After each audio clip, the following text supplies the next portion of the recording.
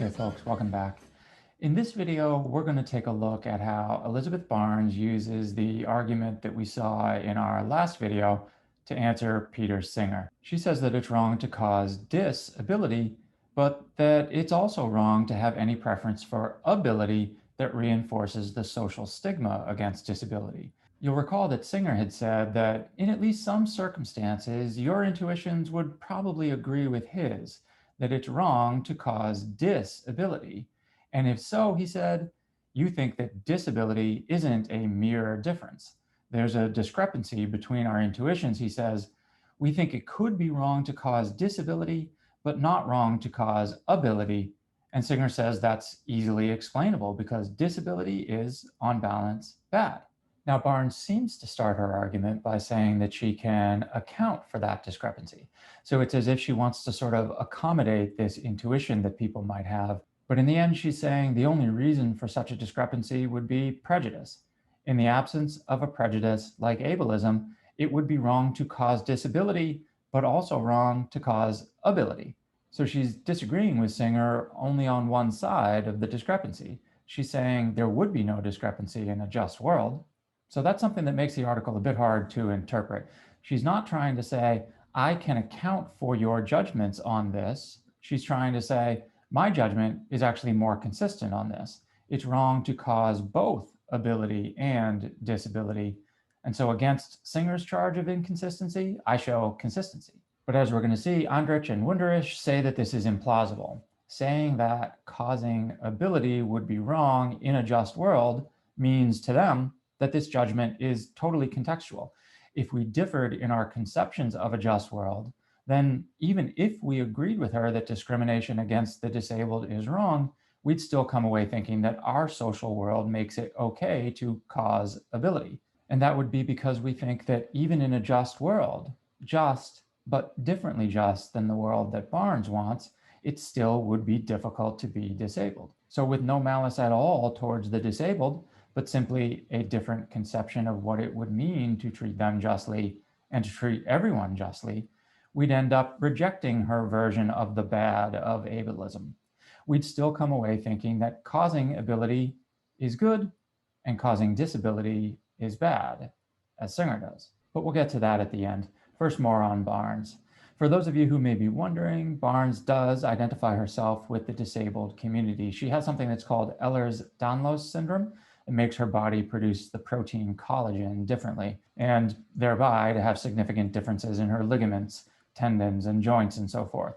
People who suffer from this disease have progressively worse ligament tears, dislocated joints, and often their bodies have a difficult time repairing the parts that get damaged. Now, as context for her argument, we might think that this perhaps causes her some regrets, but still she's saying it would have been wrong for her parents to change her. You'll see why that context becomes relevant in a second.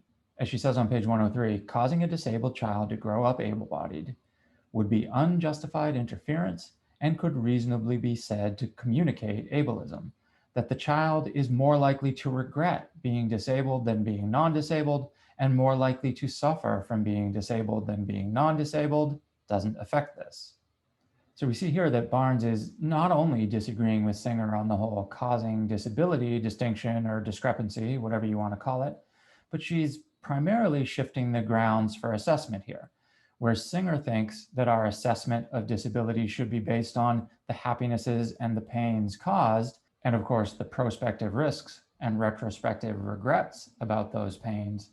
Barnes thinks that the issue is one of culture.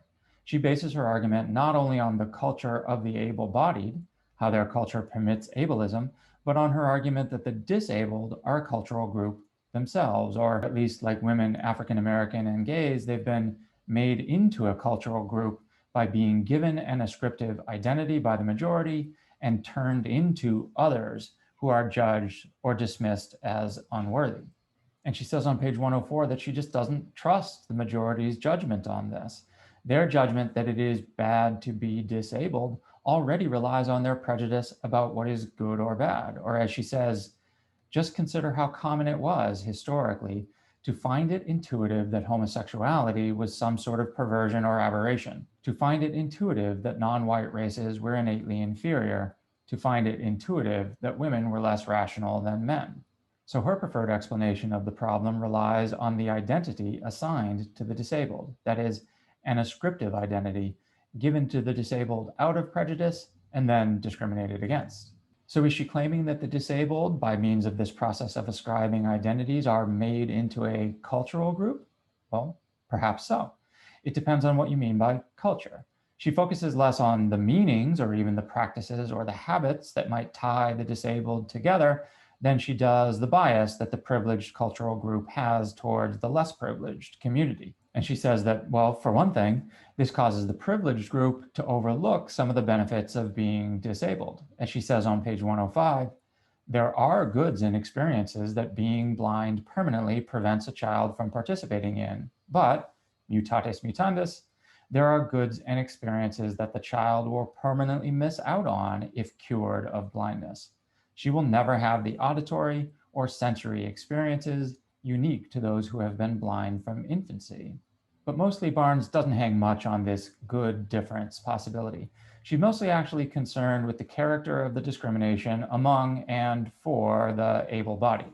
For instance, she asks on pages 109 to 110 where the able-bodied pick up this language of curing blindness. The language of cure implies a negative judgment about the thing to be eliminated. These same people wouldn't talk about curing homosexuality, in part because, she says, they know what would happen. It would deepen discrimination against homosexuals no matter what. So she says on page 110, young gay people would be pressured, even coerced, into taking the drug by prejudiced parents. It's not that there's anything intrinsically wrong with such a drug, it's that given the way our world actually is, with all its prejudices and social pressure toward conformity, such a drug would in fact have bad consequences. And similarly, she says, there's nothing wrong with working on a drug or a treatment that would make a disabled person abled again if they wished it, or for that matter, an able person disabled. But to speak of either of these as a cure for something bad immediately implies a prejudiced judgment. And either way, she says on page 111, there is something wrong with the expectation that becoming non-disabled is the ultimate hope in the lives of disabled people and their families. But Anditch and Wunderlich argue on page 4 that by sort of shifting the grounds of debate, Barnes has basically ceded the argument to Singer. Maybe not on that issue of equating infants with fetuses, that's Singer's own controversial opinion, but remember, Singer had said that if there is no discrepancy between causing non-disability, which he says is okay, and causing disability, which he says you probably agree is not okay, then Barnes's mere difference view, he says, is highly counterintuitive. Or in other words, if you have the intuition that causing disability would be bad in all circumstances, then Singer really only has to show some circumstances in which Barnes would forgive you for causing disabilities to show that her view is counterintuitive. And while Barnes seems to initially suggest that she's going to agree that there's a distinction or a discrepancy here, that causing disability is a different matter of some sort, well, really the argument ends up being that causing either isn't bad for the person, abled or disabled, it's bad because of society. Let me show you where that argument goes and why her critics think that gets her into a sort of complicated area. Her argument comes in the form of an argument about causing ability. That, she says, is bad only because society rejects disabled persons, and constantly focusing on causing ability reinforces that stigma. So if, as it is with gay men and women, society were to accept them, then Barnes says that you and I would see that we should neither cause gayness nor cause straightness, at least involuntarily, to others. So to extend the analysis, she's saying that we should neither cause disability nor cause ability, at least involuntarily, to others. But this argument therefore admits that there's nothing wrong with the causing disability per se. It's the non-voluntariness of the situation or the transition costs, or especially the fact that the person would be stigmatized in society. And this, Anditch and Wunderlich suggest, is where the argument gets implausible. Barnes does reject causing disability, as Singer says that she must in order to remain intuitive, but if the world were different, and there were no social stigma out there, a woman would not be wrong, for instance, to take the thalidomide and cause a disabled baby to come into existence. She's wrong to do it now, on Barnes's view, as the world is, but there's nothing intrinsic about disability that makes it bad, nothing that makes it bad for the person affected by it. And Andrich and Wunderlich say, well, that was precisely Singer's point, that the mere difference view pushes us into that perhaps implausible conclusion. If proponents of the mere difference view think that there's nothing intrinsically bad for the person in being disabled, and that in a just, non-discriminatory society, we would see the same goods for the abled and the disabled, then they're assuming quite a lot. They're assuming, let's say, as just two examples, that accommodations are made a la Sherbert for wheelchair ramps and for the provision of extra health care to the disabled to meet their needs. So in this world, all facilities would be built differently. The builder would spend their resources in such a way as to provide the ramps, and healthcare would be distributed differently. The government and private providers would spend more on some, whether or not they end up spending less on others because of that. But Andich and Wunderlich point out, if you don't share that background view of justice, that it requires something like the Americans with Disabilities Act, and it requires something like Obamacare, and if you don't share the idea that there should be a redistribution of resources to new purposes, then they say, if you don't share Barnes's views, it would actually be perfectly sensible for you to be ableist in the way that she suggests. In a world where facilities aren't built and healthcare isn't provided in order to make the disabled as well off as the abled, and think about how much that would cost, it would be sensible to think that being disabled is worse than being abled, they're suggesting. With all due concern and all respect for the disabled, that person would simply be judging that life well-being for the disabled is not as high. There are many struggles that come along with it. And indeed, to push it further, if their background assumption is that resources don't need to be redistributed in this way, it might even be a crime to be anti-ableist. You'd be encouraging and perhaps requiring people to have children who they will send out into a world that is harder for them. And that's all really that Singer is saying. If that makes him ableist, well then perhaps Andich and Wunderlich are saying, perhaps that's a good thing. Or conversely, as they say on page 9, assuming that justice requires the distribution of resources that Barnes wants, her view is true. But they say it's trivially true. It's vacuous, perhaps circular. You'd have to first arrive at the decision that ableism is wrong and then rearrange resources in order to arrive at the decision that ableism is wrong. Or in other words, one implication of their view is that anti-ableism is only conceivable against a backdrop of certain institutions.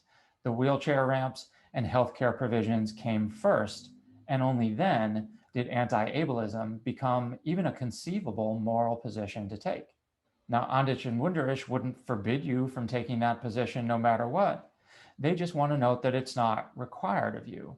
Circumstances make it possible and might make it impossible too.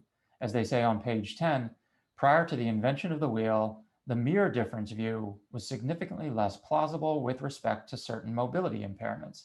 Similarly, today's technological advances in the healthcare sector strongly influence society's capacity to accommodate people with disabilities. The view is significantly more plausible with the backdrop of a highly advanced society. So I'm just going to close here by suggesting to you that Andich and Wunderlich sort of point us in the direction of thinking of Barnes's view as a cultural or a social view.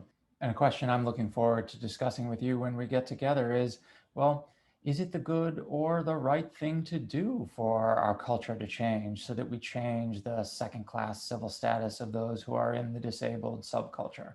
Is that something we should commit ourselves to, regardless of our current attitudes towards ability? I look forward to discussing that with you in class as really one of our final topics of the semester. I'll see you then.